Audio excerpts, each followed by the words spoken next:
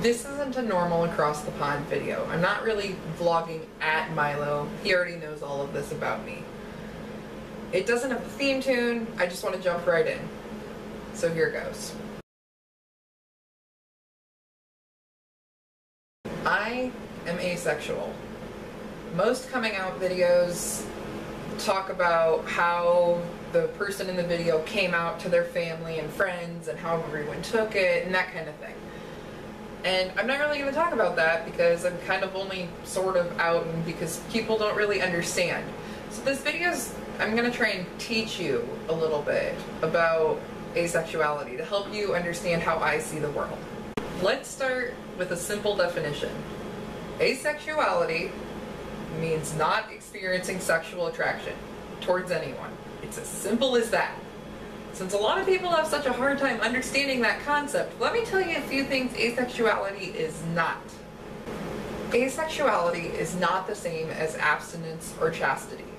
Abstinence is choosing to not have sex. Chastity is choosing to be abstinent until marriage. The key word here is choice. Asexuality is a sexual orientation. It is no more of a choice than being straight. Another thing to note is that not all ace people are abstinent. Some aces are sex repulsed, which means that the thought of receiving or giving sex acts is just completely repulsive, totally gross to them. Some aces don't mind sex. They don't necessarily enjoy it, but they're willing to have it or to give it or whatever for their partner because their partner might be a sexual partner. And then there's asexual people who enjoy sex. You don't have to actually experience sexual attraction towards someone to enjoy the sensations that sex can provide. Another thing being asexual does not necessarily mean is a lack of romantic attraction. There are aromantic asexuals, but you'll also have heteroromantic asexuals or panromantic asexuals. Any of the prefixes that can go with sexualities can also go with romanticism. If someone is a romantic asexual, that means that they experience romantic attraction but not sexual. As my friend Ollie puts it, with romantic attraction, a lot of times it still means that the individual is still interested in kissing, hand-holding, actually being in a relationship like any other relationship, except at the end of the day, there's probably no sex. Not that asexuals are incapable or even don't want to have sex, but they're not sexually attracted to people. And thank you, Ollie, for trying to explain that to me since I'm still trying to figure out my romantic orientation. I asked one of my friends who I knew was a romantic asexual. Not aromantic. Yeah. A final thing that my asexuality does not mean is a lack of aesthetic attraction. I can look at people and find them pretty. I can recognize when someone is conventionally hot. I can enjoy looking at attractive people. But I enjoy looking at them the same way I enjoy looking at a sunset because it's pretty, not because I like feel something or whatever. They're pretty. Another thing to note is that asexuality is an umbrella term.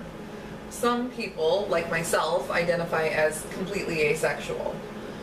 But there's also demisexuality, which means that you don't experience a sexual attraction towards someone until you've already formed a strong emotional bond with them. There's gray asexuality, often just referred to as gray sexual, which is experiencing sexual attraction very rarely or in very specific circumstances. There's a lot of different terms that asexuality covers. So yeah, that's me. I'm asexual. I finally figured it out when I asked in a group chat on Facebook, so do you guys literally just see someone and think, I'd tap that? And several people responded with something along the lines of, pretty much, yeah. And I'm like, really? Is that what sexual attraction is? Okay, I don't have that. There's one other thing I want to cover in this video. That's the concept of queer platonic relationships. I'll invite Tony in front of the camera for this one. A queer platonic relationship, or QPR, can mean a lot of different things to different people.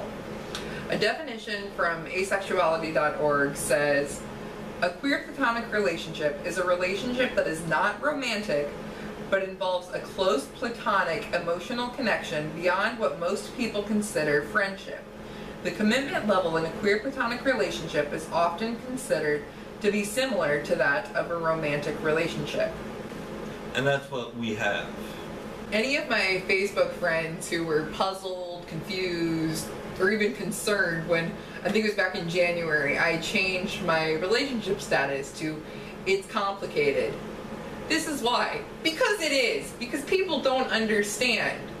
From an outside perspective, a lot of the interactions we have appear to be romantic. Everyone assumes that we're dating. We do a lot of flirtatious things toward each other.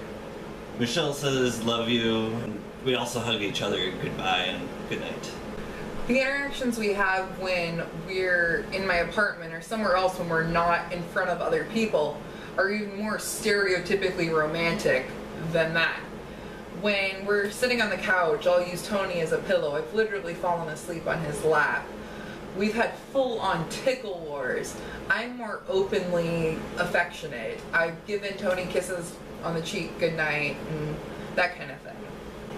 All these things really make it seem we're dating, but neither of us view it as a romantic relationship. We don't choose to define it that way.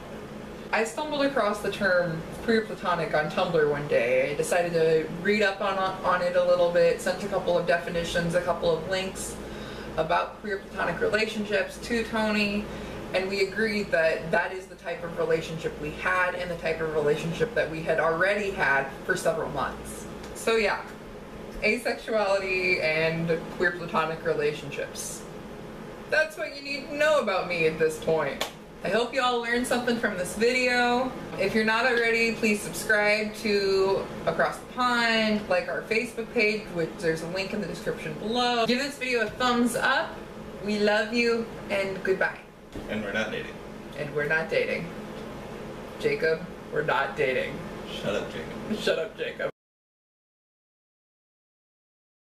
No. Bubble fetish? Bubble fit. I'm sure that's probably a Yeah, thing. I'm pretty sure. There's lots of water fetishes. And that's, yeah. Ditto. Ditto. That's good. It's not gonna work very well with my hat on. Let's try this. There we go. There. Now we can put my hat back on.